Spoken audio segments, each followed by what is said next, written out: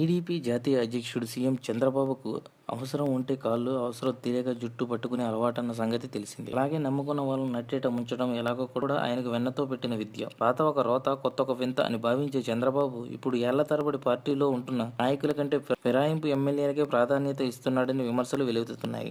తాజాగా ఎన్నో ఏళ్ల నుంచి తననే నమ్ముకుని పార్టీలో కొనసాగుతున్న సీనియర్ నాయకుడు తాజాగా ఎమ్మెల్సీగా ఎన్నికైన కరణం బలరాంను ఘోరంగా అవమానించినట్లు తెలుస్తోంది. ప్రకాశం జిల్లాలో టీడీపీలో అద్దంకి నియోజకవర్గంలో కరణం బలరాం బలమైన నాయకుడు. 30 ఏళ్లుగా సుదీర్ఘ రాజకీయ అనుభవం ఉన్న కరణం బలరాం గత ఎన్నికల్లో వైసీపీ ఎమ్మెల్యే గొట్టిపాటి రవికుమార్ చేతిలో ఓడిపోయారు. అయితే చంద్రబాబు ఆపరేషన్ ఆకర్ష్తో గొట్టిపాటి టీడీపీలో చేరడంతో అద్దంకి నియోజకవర్గం రాజకీయాలు తారుమారయ్యాయి. ఒక వరలో 2 కత్తులు ఇమ్మడవు అన్నట్లు ఒకే పార్టీలో ప్రత్యర్థి వర్గాలు ఉంటే ఏం జరుగుతుందో ఇప్పుడు అద్దంకిలో జరుగుతున్న రాజకీయాలను చూస్తే తెలుస్తుంది.